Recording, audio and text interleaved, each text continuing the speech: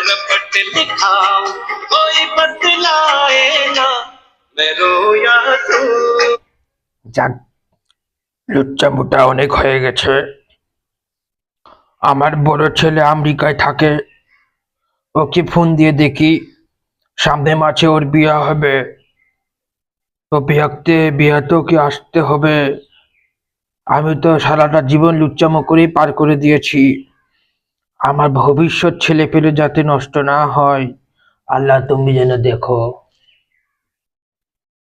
আমার ছেলেকে ফোন দেয়, ডেকে কি খবর।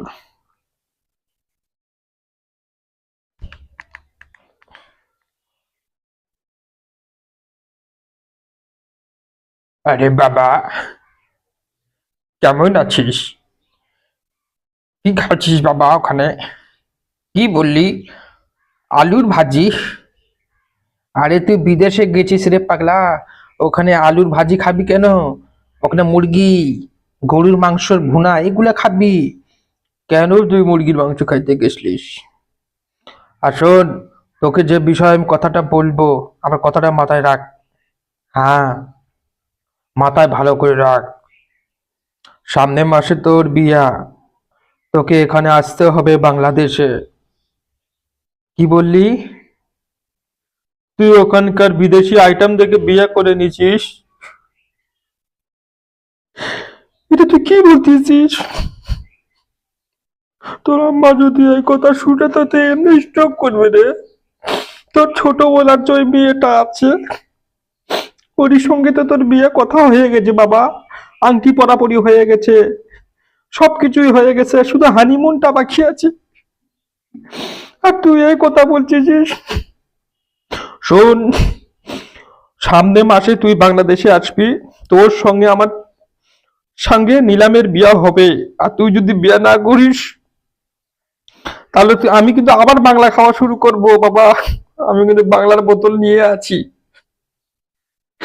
তুই কি তোর মরা মায়ের লাশ দেখবি? তো আমাকে খুলে বল, তোর মরা মায়ের লাশ দেখাচ্ছি বাবা।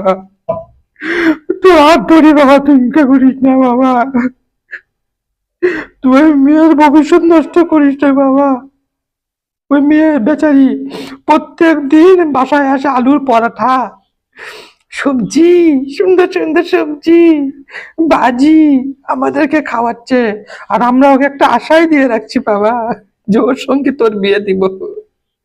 আমি ওই মেয়েকে কি বলবো বাবা? তুই তুই তুই বাদ দে, তুই বাদ দে, তুই বিদেশি আইটেমকে বাদ দে বাবা। আর নাহলে এক কাজ কর, ওই আইটেমকে ওখানেই রাখ, তুই এখানে চলে আয়, নিলামের সঙ্গে বিয়ে করে বাবা। তুই তুই দুইটা আইটেম চলা বাবা। আর তুই যদি আমার কথা না শুনিস, তা আমি তোর মা দুজনে ফেনে কোলায় দড়ি দিয়ে আমি আত্মহত্যা করে বাবা।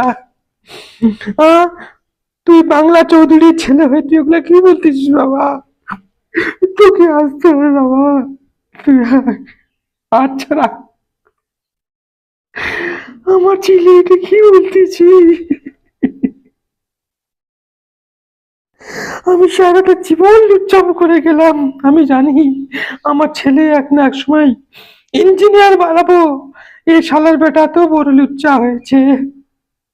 শালা সব মনে হচ্ছে এগুলো আমার ভবিষ্যতের দোষ।